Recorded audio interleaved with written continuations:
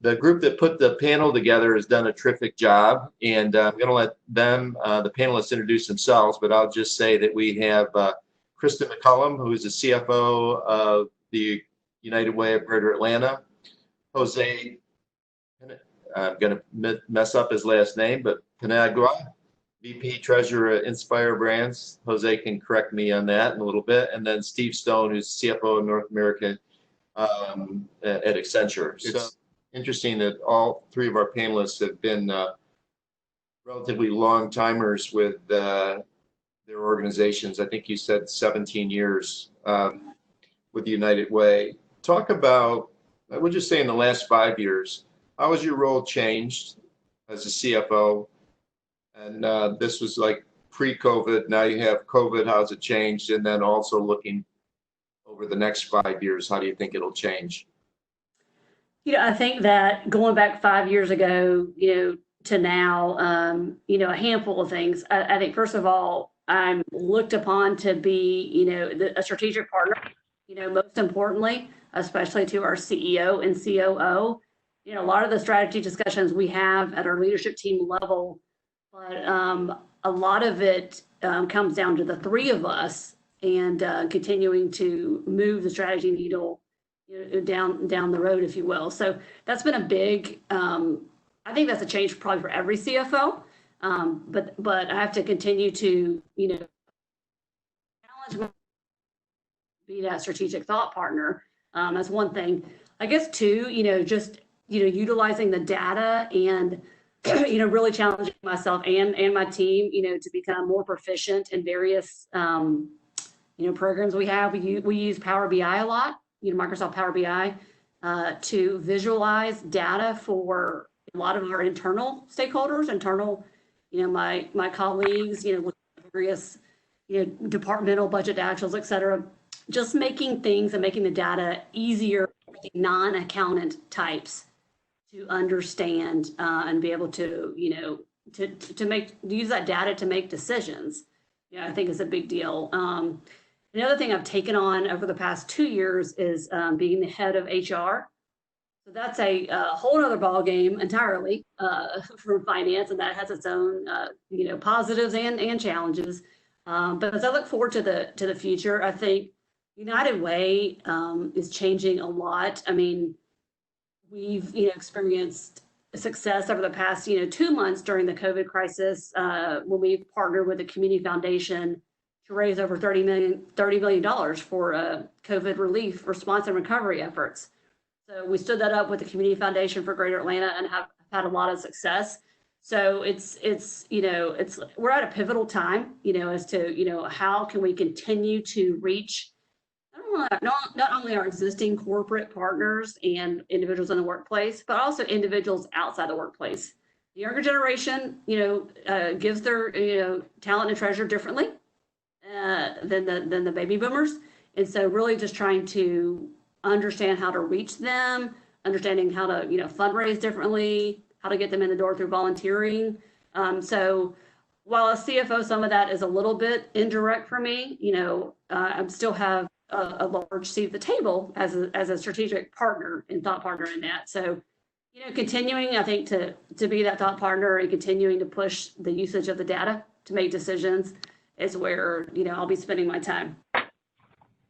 Yeah, that's interesting, and it sounds right, spot on that the roles of the CFOs and a lot of the C-suite. I have a lot of experience on the CIO side. Is they're given more thought leadership responsibilities. To talk about the technology guys, you just slide the pizza under the door and you wait to see what comes out of it.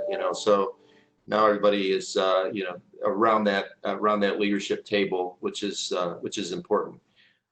Steve, let's go to the same question for you. Obviously, Accenture is a company always on the move and a thought leader, but how's your role changed in regard to last 5 years, and then what do you see in the future?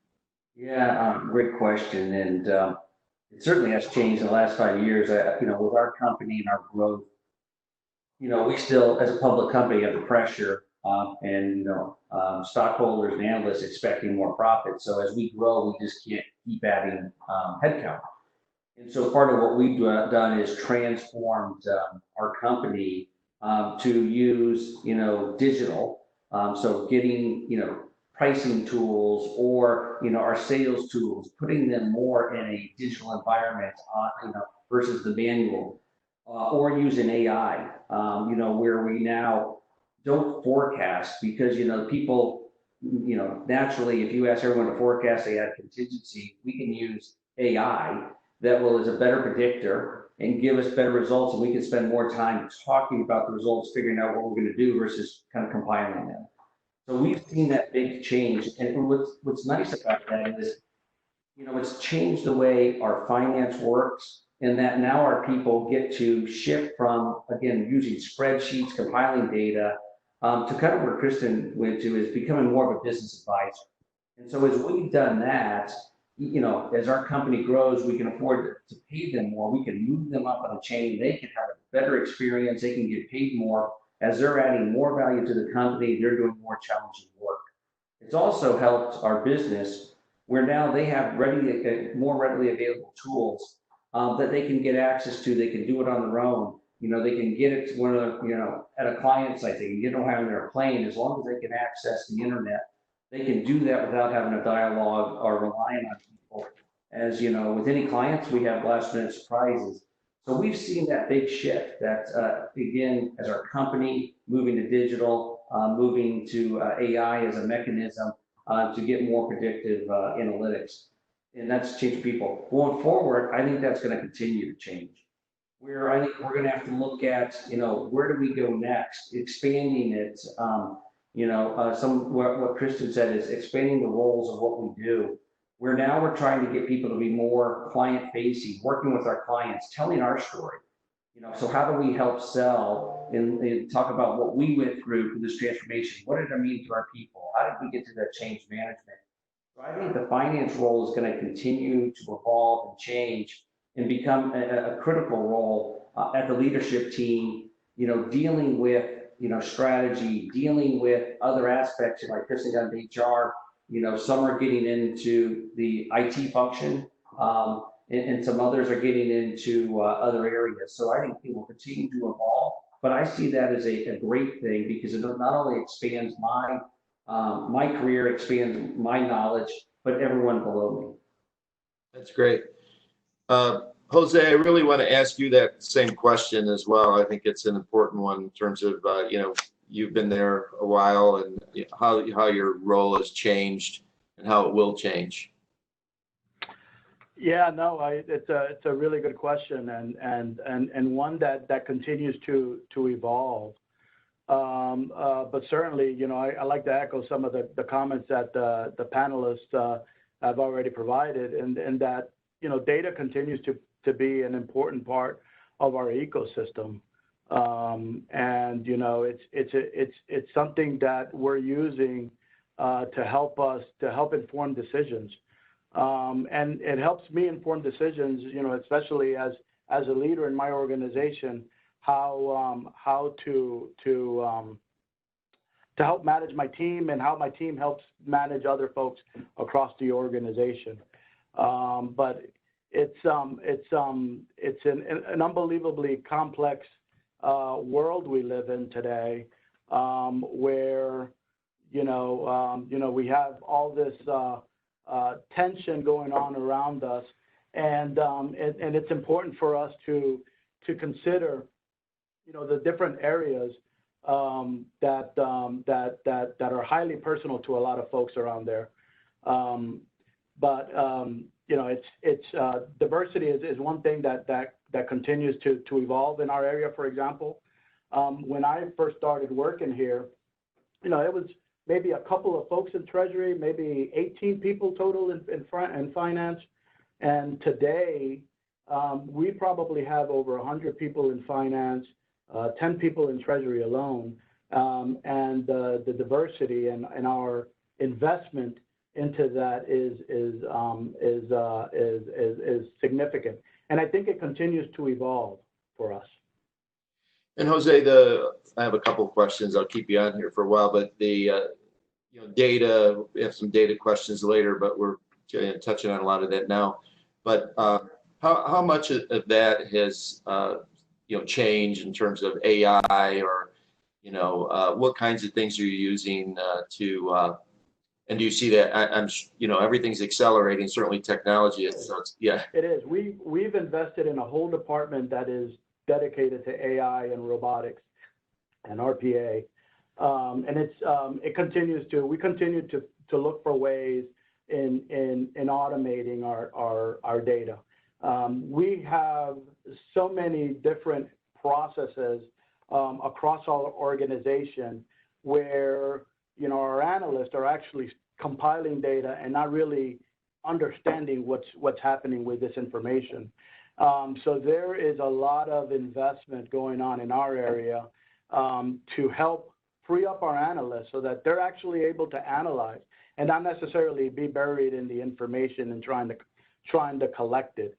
Like I said, we've got a whole crew that we've been building out over the last couple of years as we built out this Inspire platform to help us understand all of the different processes that we're able to then automate. And we're just scratching the surface now, looking at areas within our corporate infrastructure that we think can be automated. But there's going to be a point where we're also going to be looking at what we can do in our restaurants as well. And we've seen some of our competitors roll out, certain automated equipment, for example, to help serve their guests. I can say we're not there yet. We're not there yet. But AI is definitely an important factor in how we're investing for the future. And again, we don't look at it as a replacement for human capital. It's an enhancer of our human capital. How do we help our folks understand what's happening? How do we help our folks make better decisions so that they can add even more value to our overall organization? I would even think a lot of predictive analytics around, when people buy and what they buy and. Think about this. So here's some of the investments that we're doing with data. So it's not just necessarily, predicting supply chain, predicting what to order. It's also predicting how many guests are going to come in through the door. It's also predicting how many hours we should schedule, how many folks should be in the restaurant at a certain point in time.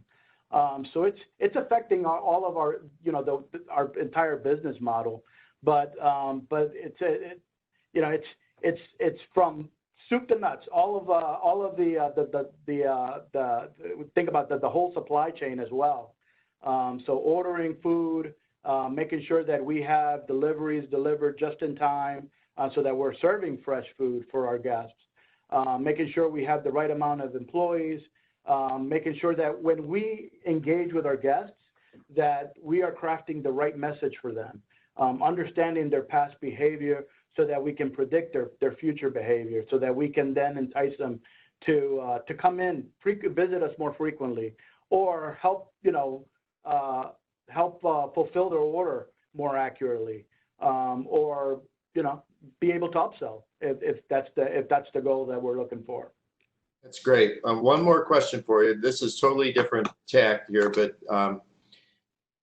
I think it was John Patrick and some of the others thought it's an important question because in our audience, we have a lot of career-oriented, probably everybody's career-oriented to one degree or another. Talk about, and let's keep these pretty crisp, but your journey through the C-suite. So what was your path to get to where you are today? I'm going to ask you. Understanding the big picture. That's the biggest thing. You have to understand the big picture. Sometimes you can get bogged down in the minutia. You can get bogged down in your daily work, but understanding the big picture and understanding your role in the big picture and how you add value is crucial for growth. Because once you understand how you add value, then you can understand how you can be strategic about things. And that's the sort of the next level is, being strategic, even if you're just an entry-level analyst or you're a VP in organizations, to some extent, you have certain areas or certain responsibilities that you own. So if you want to grow, one of the things that I would recommend is how do you become more strategic? And sometimes being more strategic is, how do you add value? How do you continue to add value? How do you add more value? And continue to work with your, immediate supervisors in crafting sort of that growth. When it comes to, performance appraisals, there should never be any surprises, right? Yeah. So that dialogue between you and the immediate supervisor needs to be continuous, right? You need to be able to receive immediate feedback on how well you're doing. What are the areas that you think that you should be improving on to help you continue to grow? And, some people are afraid of criticism, but you should really take it as a way for understanding how to get to that next level. Right. I think that's a really good answer. And I would just add to it, the thought about not being shy about making a contribution and standing up and, volunteering a strategic suggestion, and even if it's not necessarily exactly in their role. Kristen, let's move back to you. And I'd like to ask you the same question about your career path, and put on here ropes to skip and ropes to jump, but how have you kind of made it through to a level that you've achieved? Sure. So my story is a little different. I was hired on at United Way of Greater Atlanta as controller, so right beneath the CFO, and was controller for 14 years. So most of my career at United Way has been as controller. And then my boss at the time took the CFO role at United Way Worldwide in Alexandria, and so that left the position vacant. And I thought, well, this is a really good opportunity here. So I wonder what my CEO is going to do.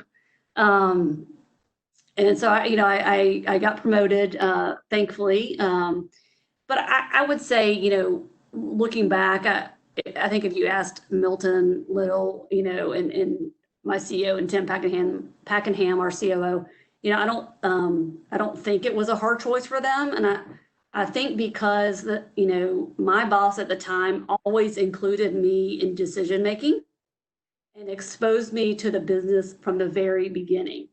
I didn't sit behind my computer and crunch numbers. I was involved in a lot of the strategy discussions going back 17 years ago. So I think that, surrounding yourself, and that's a learning for me, surrounding myself with, strong talent and leadership, only, helps everybody rise. And I feel like that's what he did for me, as he exposed me to everything the entire time. I would also say just for me, relationship building, continuing to build relationships inside the organization was key. Continuing to show my competency levels, that I was more than capable to handle my current job and then some. So when the opportunity arose, I was the fit. And then I think, Tino, you might have said this, just not saying no to opportunities or challenges, just being willing to go the extra mile and make the extra effort to show, the drive, I think was also important. And also, I would say, I'm a pretty direct and transparent person at work and everywhere. So, I wasn't ever hiding behind anything. I was always kind of what you see is what you're going to get. So there was never any hidden agenda or never any surprises. So I don't know if that works for everybody, but that is a part of how I got to where I am. That's great. Steve, I want to come to you. You can certainly touch on that question if you want, but I have a question that's probably perfect for you. So, because you have such a large company and you have people that have worked remotely before people had to work remotely. And for our listeners, how does one stand out in the crowd when they're working from home? Yeah, it's a great question, and I know I get a lot of people ask me that because, when you're in the office and you're in a meeting, it's a little more to engage. But what I always said is because we're a big company and we don't all live in the same places, working from home somewhat puts everyone on an equal playing field, because if you're the one who's in a meeting, you had to call in, it's hard to get, your voice heard or engaged. Now everyone's doing that. And my only take is, I tell people, first get involved with meetings you need to be in. If you get on a meeting and you got, someone else on your team that can contribute, or someone else who has equal knowledge, then, excuse yourself and be involved where you could be relevant, where you could add value. And then I think you'll naturally just stand out. It's not something that you could, strive to do. I think if you're in the right meeting, you got the right expert, you have the right confidence, then you're going to participate. That's going to come through and people are going to notice you. So it's one of those things, just don't try to work at it, make it natural. I think it's real obvious when people are too concerned about it, trying to just say something to say it. It doesn't add a lot of value and it doesn't build a lot of kind of confidence in the leaders that you're around. And that does tie in a little bit to your question on the journey. I would say, I shared 25 years and I've had 10 jobs. And what I would tell people is never stop learning, never stop taking chances. Don't be complacent. The more knowledge you have and the more experiences you have, the more you know the business, you're going to make yourself more attractive to those around you because you're going to have a broader experience versus someone who stays in the same role and does it year after year. The other thing too is within our company is because we're big, you have to be someone that, can collaborate. You have to be a team player. This is not an individual sport. You won't survive. And that's hard for some people because you try to stand out. You want to be, kind of show off or whatever. You need to work together. People want to follow leaders that they admire and that they look up to. And you won't do that if you just try to go chart your own path. So that's some of the points I would say as you look at this, just make it natural. I'm not one who sits here my own cheerleader. I'm a believer if you do the right job, it will get noticed and you will go on your right path. As I say, after 25 years, it's not a sprint, it's a marathon. It's not a sprint, it's a marathon. It's gonna happen. Having one extra year and getting that experience to move up versus trying to take a job that doesn't have any value, it's not going to get you to the top any quicker. Let me keep with you, Steve. Actually, I have probably 2 hours more worth of questions here. So, but the answers are great, and I want to make sure we promise that the audience, if they have questions, they'd be able to do that. So, I'm going to ask everybody this question, and then I'm going to ask Vanessa if there's some questions from the audience. We can always come back to some questions. So, this is around leadership development. I know Accenture does a lot in that area, but helping people, we like to say at TurkNet, unleash their potential around culture and strategy. How's your company investing in people, whether it's coaching or different ways you guys? I know you do a lot. So we have several programs. One, we actually have a leadership development program, which is a formal program for us. For those that know us, our highest level is a managing director, is what we call it. And before you enter into that managing director level, you need to go through this leadership development program. That leadership development program brings you together with other, in our case, corporate functions, as we call it. So it would include HR, marketing, legal, all of the organizations that help run the business. We will pick our higher performers, put them together, and ask them to solve a problem, and it's a real problem. We've learned that don't make up one. We give them a real problem that the company is facing, and they get 6 months to kind of work together, collaborate, and then come back and share that idea with the executive team. And so that's, it's a little bit of a test. How do they work together across, and how do they present and do an executive presence? So that's one thing we do. In addition, we have what we call a finance development program, of which we take someone that's been with us for about 2 years, and we put them in a rotational program. We're a big company. We have about 8 or 9 different functions within finance. And it's hard when someone comes out of school, they want to do finance, and we're saying, well, pick your path. Well, they don't really know. After 2 years, we want to put them in this finance development program, and they do about 3 6-month rotations. So they get to get 3 different organizations within these 8. They get to try to experience it. At the end of those 3 rotations, we allow them to pick where they want to start their career, further their career. So those are things we do. In addition, we have, many other training we do internally, or we do external training too that we invest in, and we make all those commitments to our people. So really the focus on the leadership development, finance, and then ongoing training that is available to all. That's great. You guys are a model for all this, so that's terrific. Kristen, let's go to you. I know you guys are doing a lot in this space too. Sure. So we do have a limited budget, being a nonprofit in terms of what we can provide in terms of training. But we created about a year ago what we're calling United Way University, or UWU. And we're asking employees for this first year to have 5 credit hours of learning as a part of their, job requirements. So, UWU, a lot of the classes are, some of them are taught by internal staff, like I taught, a finance 101 on kind of how they manage, the revenue of the organization. There's been internal classes related to our child well-being efforts and helping, the rest of us in the organization that are not on the impact side, understand the child well-being index. But we're also offering external teachers, we're having them come in to our space downtown and teach about leadership, to teach about, how to manage folks better. We've had someone from Turner come in and do a discussion around challenging assumptions, which is a diversity, equity, and inclusion topic.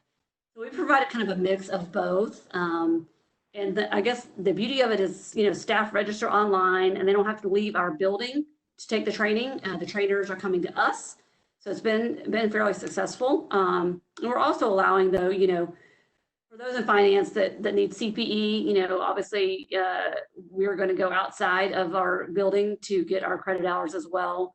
And then some individuals have wanted facilitation training, which we highly encourage, and we love leadership strategies here in Atlanta and have had folks take that facilitation training as well. But, prior to UWU, United Way University, we didn't have a formal training program. So it was really kind of a nice step for us and a nice offering for our employees to formalize it, require a small amount of hours and then encourage the training. So it's been well received so far. Great. Jose, let's go to you next. Yeah, we also have, leadership development programs here at Inspire Brands. In fact, that's something that goes back to when I first started in the organization. You go through this layered approach of leadership development. So we've got a fully funded training department within our organization.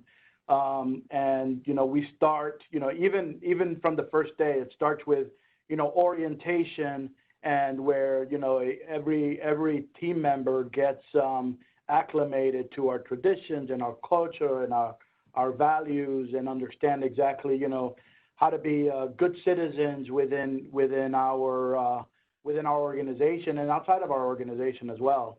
And then it continues to progress forward. As they progress in their careers, there's different levels of leadership development that they have access to, until you get to the point where, your manager level is what we have them here, where you start actually receiving training on how to become a director. What does it take to manage multiple people and continue to grow in your career. And that includes, creating a professional development plan, and helping people address areas really where they might think that they're weak, right? So we help them assess their strengths, their weaknesses, and then help them become better rounded professionals. Now, within the finance organization itself, one of the things that we do is that we'll take the leadership group in finance, we'll get together and we'll discuss open positions amongst us, and then we'll see exactly, we'll talk through whether there's any folks in other parts of the finance organization that might be able to fit in other roles.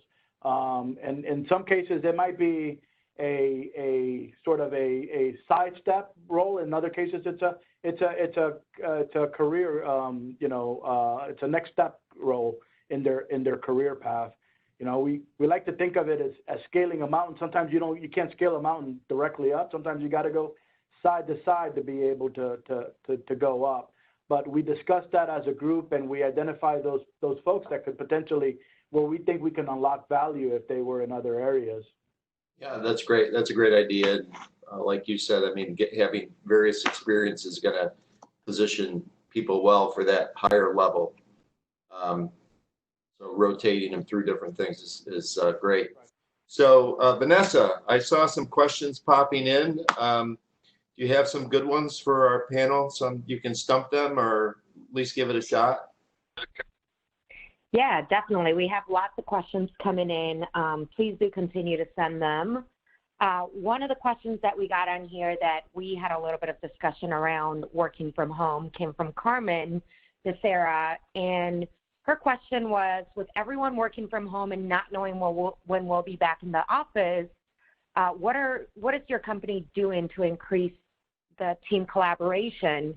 Also, what are your business units and teams currently doing to prevent working in silos, given the fact that you're not in the same place? So that's great. I'll let anybody that wants to tackle that in terms of, collaboration, working from home, your individual, you have a team, but I know communication's key, but somebody want to go for that one? Yeah, I'll try and then others can chime in. I think, it is something that's top and center for us. One is how do we make sure people continue to get a balance of life and personal, because I think, yes, you're working from home, you don't have to commute, but now I think some expectations are different. You can always be accessible. So we're doing a couple things is, one, to keep everyone engaged. We have great leaders who are coming up with things. We're having virtual happy hours to keep people just, making it personal versus all work. Having just open dialogue. So just block out a day to continue to talk and get to know people versus making this, every call you get on and talk about work. So I think we got to continue to do that, just like you would do, if you're in the office, you go out to lunch, you go out after, work just to talk or, have a drink or whatever you do. So don't change some of that. How do you continue to do that when people get excited? I know some folks have, we've done a virtual, what we call First Friday, where we walk out the day and, one will have a training session, talk about what's new for us, what are we doing, followed by maybe some of our employee resource groups, that we have, getting them in a breakout, talking about what's going on with their life and so forth. So kind of doing that. From a work perspective, I think we're very accustomed from the collaboration that no one can do it themselves. So we do, want to make sure, people are a little more flexible in this environment because people are challenged working from home. Either they're taking care of their kids, elders, different people. So we've asked people to keep that collaboration, to be more flexible so that you are able to include the right people. Don't assume everybody can start at 8 o'clock. There's things going on. So we try to encourage to be a little more flexible and get the right people. That's great. Anybody else want to jump into that or? Sure, I'll take it. I'll take it. I think at the beginning of this, no one had any idea, right, that it was going to last as long as it is lasting and is continuing. So we have done a few things. We started sending out an HR email, every day to all staff on a variety of topics, from how to keep your kids entertained during COVID to resources, the Blue Cross Blue Shield resources for our healthcare, to COVID tidbits, et cetera. Just trying to keep employees engaged. We also do all of our meetings, either Microsoft Teams or Zoom, and we do require video to be on. No matter what you look like, but we do require video to be on to keep engagement up, and it really does make a difference. I'll be honest, I was opposed to requiring video on at the beginning in March. And I was like, what if they don't want to show the video? But it really is true. It does help engagement. So I've been on board ever since then. From a finance team perspective, we started off with a daily check-in call at 3 p.m. Monday through Thursday. We didn't do it on Fridays to allow some flexibility, but Monday through Thursdays at 3, just to check in with people, because we have, there's lots of people that are single or divorced or, living in a, 400 square foot apartment by themselves and, not able to go anywhere. And I think it's easy for them to feel isolated. So the check-in call was really just not really a check-in per se, but more how's everyone doing? How's your day been? And we would, kind of talk about things everyone needs to know. But I really do think the check-in calls have helped. Now that was 4 days a week. We've since gone down to 2 days a week. And our HR emails are not every day anymore. They're pretty much every other day because you do run out of things to talk about or talk about, right? But I think that, all of those tips have helped. And then we have a monthly general staff meeting with all staff. So we have about 200 people on staff. And so that's via Zoom, and we require video as well. And, honestly, we have about 170 people every time we do that meeting on Zoom, which is much higher attendance than we ever have in person. We would have our general staff meetings in person. So it's kind of interesting. It's easier to engage, and there's no driving involved, so more people are joining in. So, that's what we've been doing, and I think for the most part, it's been successful. Jose, I think you wanted to add something? Yeah, I was just going to say, I mean, we are Zooming and Teamsing all over the place. So we're doing everything we can to maintain the collaboration in our particular department. From an organizational standpoint, we are holding town halls every other week where we invite everybody in the company to participate.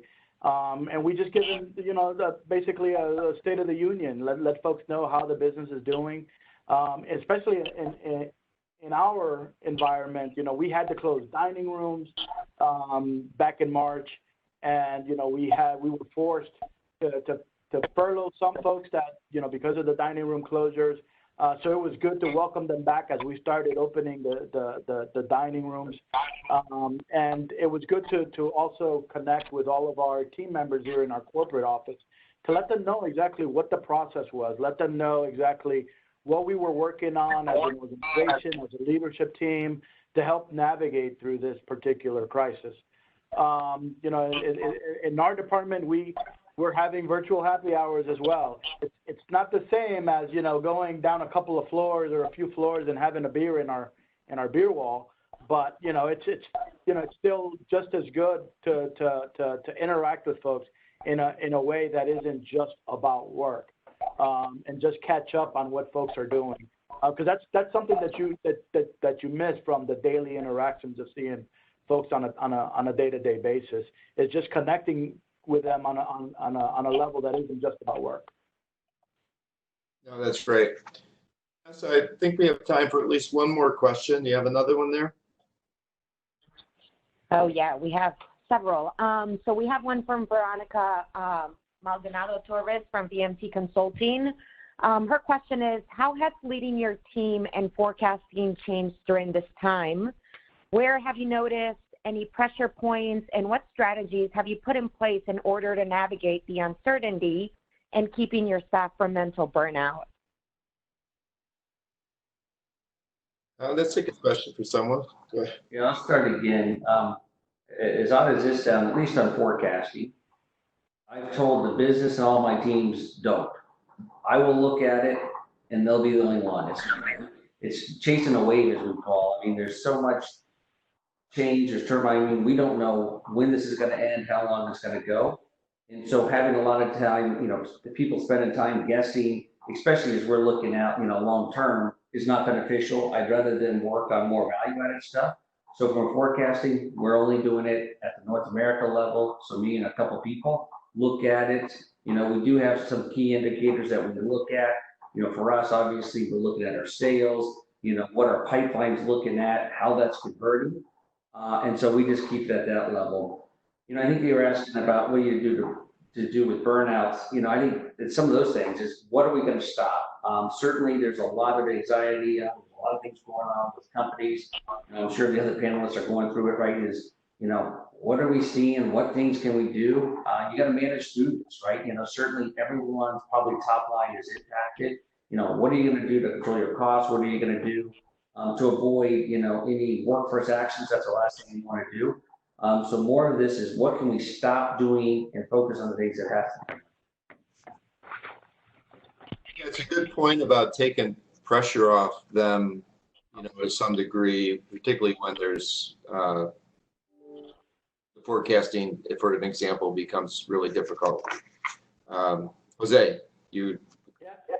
Forecasting has become super important for us, especially as the crisis unfolded. We had to determine what the paths were available to us after we started closing dining rooms and developing strategies to help navigate that.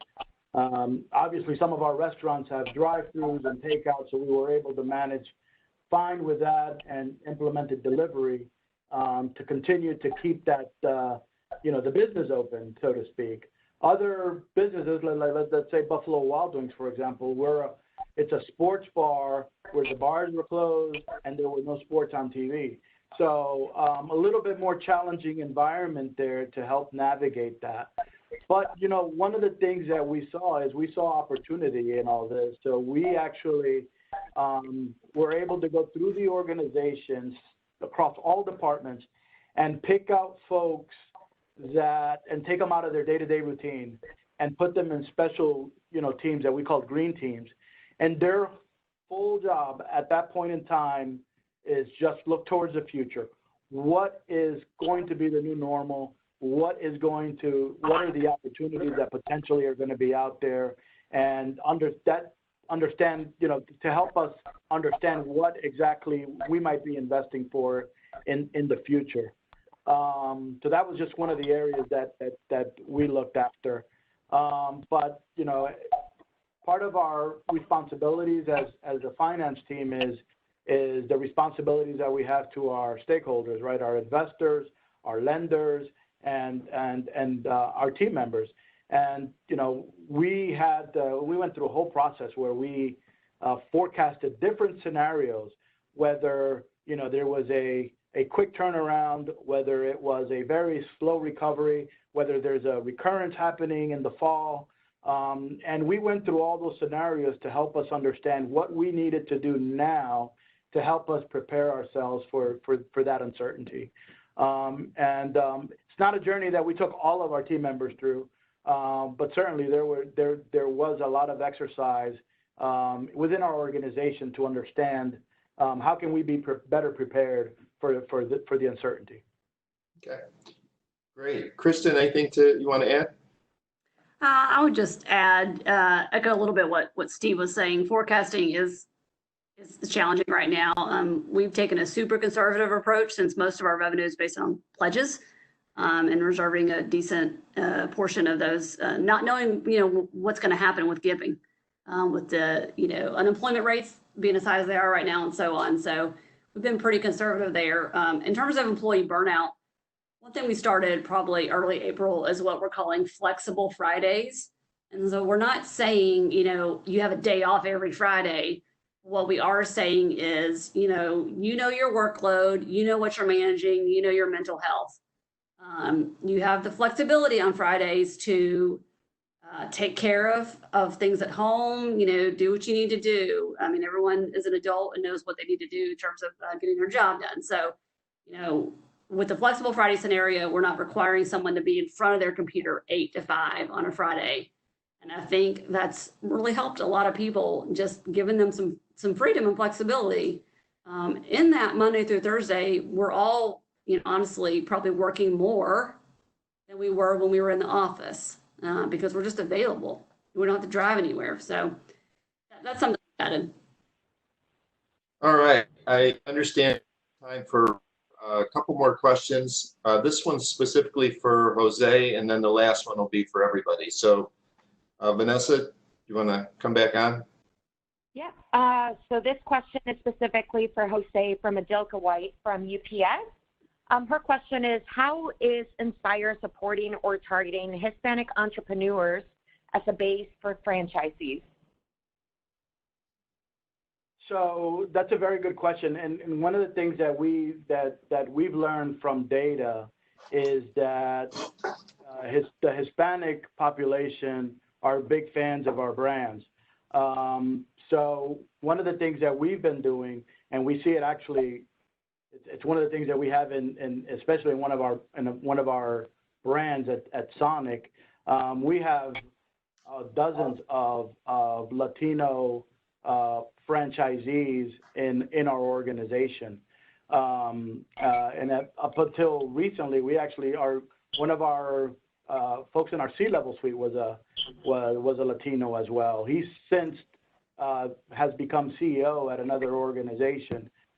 So this obviously served as a good springboard for that particular gentleman. But we continue to be very inclusive. Honestly, we would love to have more Latino franchisees in our organizations. A lot of our brands today are not in Latin American countries. Buffalo Wild Wings, one of our largest franchisees, is in Mexico. But outside of Mexico, there really isn't any Buffalo Wild Wings in the rest of Latin America. Sonic doesn't have any international footprints today, but we are opening one in Puerto Rico this year. So we continue to look for ways to have more Latinos participate in our brand because they're such huge brands. They're huge fans of our brand. So we think they'd be excellent franchisees. Great. Back to you, Vanessa. Okay, we have we're going to do 2 more questions if that's okay, Tino. We have the next 2 are for everyone on the panel. So if we could keep the answers on the shorter side, then we could fit 2 questions in. This question is from Nancy Cranford from the Leadership Group. Her question is, if someone wants to be a CFO, what are the top 3 tips that you would give them regarding a career path and skill sets to get them there, for them to get there more quickly? Okay, this is good. And so since we want to keep this short, why does all 3 of you give one idea? And start with Kristen, and we'll go Kristen, Steve, and Jose. Vanessa, can you repeat the question? I was thinking as you were saying it. Yeah, no problem. Her question was, sorry, let me scroll back down to it. If someone wants to be a CFO, what are the top 3 tips that you would give them regarding a career path and skill sets that they would need for them to get there more quickly? All right, thank you. I would say number 1, get a CPA certificate. And number 2, start in Big 4 public accounting. That's great experience. I would say know the business you're in. Finance, we've all talked about it. Be relevant, be at the leadership table. If you don't understand the business, how you make money, how you operate, what you're selling to your clients or your situation, you just won't progress. And then I know you said one. The other one too is as a CFO, or finance, if you don't know the answer, don't guess. Say you don't know and go look at it. We're known for numbers. You don't want to give a bad number. That's a good one. Jose. Yeah, I would also echo that know the business, because CFO is a lot more than just running the organization. CFO, I mean, it's basically a co-CEO. You're talking to a lot of folks outside of the organizations. There's a lot of relationships that have to be built and have to be maintained as a CFO. So knowing the business and being able to tell the story of the business is very important. So Vanessa, we've got one more. I think our panel did a good job on that. We kept them crisp. Yeah, absolutely. All right, let me pull up this next one. So the next question is from Eric Richner from Voya. The question is how is your company dealing with the generational transitioning, boomers versus millennials, et cetera? And how is your company positioned for this? And how does this directly affect your finance group? Okay, whoever wants to take that. 5 generations in the workforce. Yeah, I've got nothing but millennials working in my group, so. I would say, as you said, we got 5 generations. I think one is acknowledging that you have different generations, and we do spend some time educating people about that, understanding what everyone's going through, what people need, and some people need more directive, some people want to be more inclusive. So I think understanding the different generations so that you can be respectful and play into what's going to engage them more is the most critical piece. Yeah, and I would Steve, also and I would add just that, say also, just being flexible and understanding that everyone is different. yeah, and I would just add, just whatever the values are of your organizations, just anchor around those values and the culture, because I mean they're meant to build bridges among between generations and between diverse groups as well. And also at TurkNet, we learned that you can't put everybody into a box, right? I mean, millennials, that name has become negative in some circles, and they are the largest generation in the workforce, and they're very diverse people within that. So really understanding who you're working with, sort of from the beginning of leadership, it's who you're working with and how you're going to work with them, best ways to communicate. And the leader has to be malleable and be able to understand the best ways to work with people. So with that, Vanessa and John Patrick, I want to thank the panel personally. You guys did a great job. Thanks for your time. And we'll turn it back over to the leadership.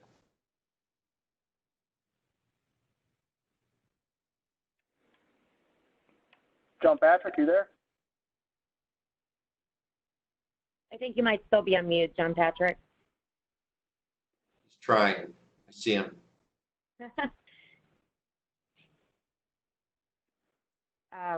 We still can't hear you. Okay, I'm going to try the speakerphone. Let's go. There you go. There you go. We can hear you. Yep, we can hear you. We can see you and hear John Patrick. Okay, can you hear me now? Yes. Yes. Good. That's good news. So I wanted to just thank all of our panel for coming today and speaking. I think everybody's learned a lot about, what being a CFO means and how you're adjusting to the different challenges at all your companies. I mean, having, Steve Stone here from Accenture, Krista McCollum from the United Way of Greater Atlanta, and Jose Paniagua from Inspire Brands. I mean, these are all leading brands, leading companies that everybody knows that manage, especially in the case of the for-profits, tens of billions of dollars in revenue. And I'm just really honored and really appreciate you guys making time to come out today. So thank you very much. Also, I want to give my great thanks to the TurkNet Leadership Group and Tino Mantella, who, put a lot of time in, a lot of discussions to put together this panel, determine what questions we're going to ask, how it's going to go, and Nancy Cranford, who brought me the idea, and we set it all up. So thank you so much, Tino. I really appreciate it. You're welcome. Last, so I wanted to just go out on that note. Thank you all for coming. I'm really excited that we had this first virtual event. I think it went really well, and especially we had a great panel. I do want to make one note before we leave. I want to say that the board, myself, and I know many of our members are celebrating today because of the, decision that came down from the Supreme Court about our many friends and members who are dreamers.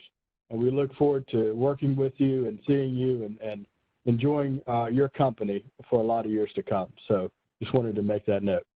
We look forward to seeing everybody at the next quarterly. Thank you to our panel. Thank you to our members. Thank you to our directors. And have a great weekend, everyone.